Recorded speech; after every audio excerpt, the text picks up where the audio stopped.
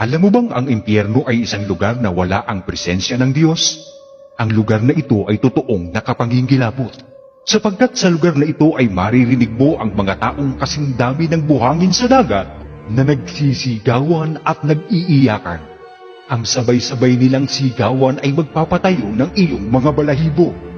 Ang sabay-sabay nilang mga pag-iyak ay magpapalamig sa iyong mga buto. Ito ay lugar na walang hanggang pagsisisi. Lugar ito ng walang hanggang paghihirap ng espiritual na katawan, kaisipan at kalooban. Ang usok ng kanilang hirap ay paiilang lang.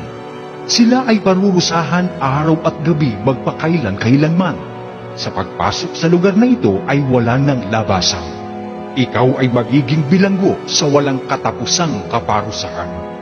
Niloob ng Diyos na mapanood mo ang video ito sapagkat ayaw niya na mapunta ka sa impyerno. Ito ay isang babala at paalaala na habang ikaw ay nabubuhay pa dito sa lupa ay mayroon pang pag-asa. Magsisi at iwan na ang lahat ng uri ng kasalanan at mabuhay ka na ng ayon sa kanyang mga kalooban.